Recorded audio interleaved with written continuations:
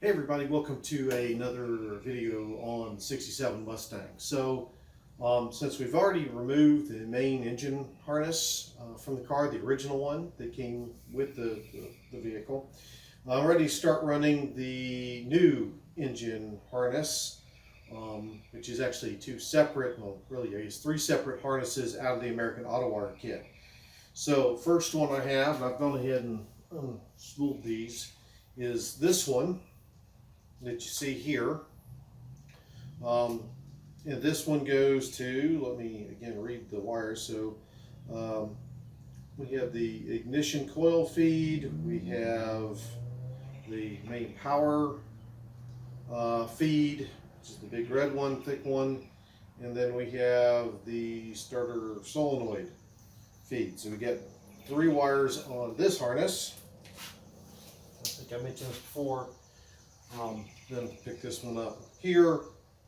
We got this one right here. So this one goes to the oil pressure sending unit, the temperature sending unit, the electric choke if you've got one, and then this also goes to the ignition, right? So got this one to run. So we got two of these to run. We got to run them from inside the car out through the hole in the firewall, and then to its respective locations. Now, again, as you can see, hopefully you can see, because I can't really see what you see right now.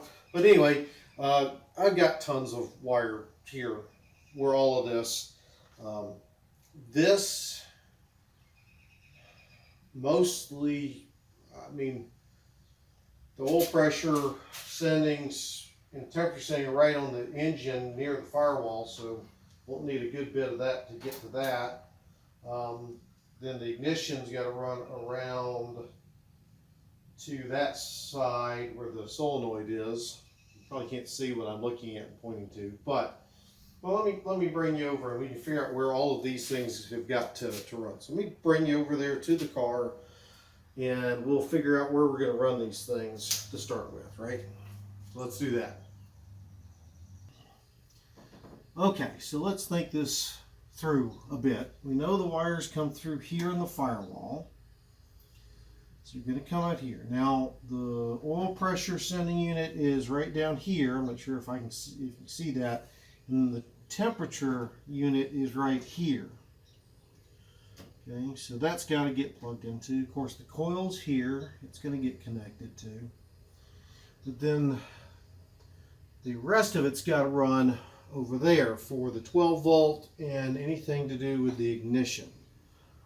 So what I'm thinking is for this harness here that goes to power, ignition, the coil feed will run it along here and then over here to the coil. This will come out, I'm sorry, it doesn't actually come out there. It's going to come out here along this and run the coil from basically where the old original wire harness ran up to this point and then over to the coil. Okay. Then the remaining wires, these two, come out again here around underneath the master cylinder. Actually follow this brake line, which there's actually a place where there's a wire clip here, so I can replace that. I've got a new one of those. Follow basically along the brake line under where the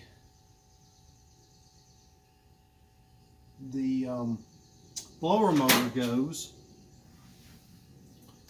and back around across on this shock tower to get it over into here. So I think that will work for this. That's what I'm thinking as I knock a wrench off. So yeah, basically I'm going to follow it along through there and then around over to here. And then the other one just connects over here to these. So this is real short. I can come off across the brake line over to these that way, and that'll keep that tidy and neat. Okay, so I think that's what I'm gonna do. We'll get it started and see. So I'm gonna go ahead, first thing, get under the car and feed the cables through the hole. Now there is a grommet that's supposed to go in there, and I think the instructions say to go ahead and put the grommet in, then feed the wires through. I think, and I may be very wrong in this assumption, that it'll be easier to get the wires fed through and then the grommet put on the wires than to put the grommet in and then feed the wires through. I've seen a couple of folks that have said that have put that in. So that's what I think I'll do first. Get the wire in and put the grommet in once I verify I've got all the wires that need to come through there. Okay, so I'm going to get started on all this, and I'll show you what it looks like when I'm all done. Okay guys, I've run the harness that goes from the firewall over here to the solenoid and the mega fuse alternator connections over here. I'm going to show you how I ran that in just a second. What I did want to point out to you, I mentioned in another video that the kit came with these covers that go over the mega fuse. Well, if you remember in watching that video, there is a bar that goes from one side of the block, fuse block, to the other. A metal bar that connects the bottom two, in my case, the bottom two posts. It's really the post that ultimately goes to the, let's see, what does it go to? It goes over here to the solenoid. On the positive side where the battery terminal also connects.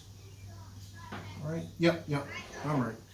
Okay, well, these covers, wonderful, great idea, except they're not set up to accommodate that bar. So I actually had to cut a notch into the covers because I'm about ready to put them on because I got everything wired up on the mega fuse block. So I wanted to point that out to you. So if you get this may be something you have to do. American Autowire, if you happen to see this, you might want to make an adjustment to your pattern. So, okay, I'm going to go ahead and put this on, and then we'll go ahead and I'll show y'all how I've routed the wires over here to this, the mega fuse box. So, let's do that now. Is that right? Do that now? Anyway, I'll bring you over here and I'll show you that in just a second once I get these covers put back on. Well, actually, I'll show you how it's wired, then I'll put the covers on.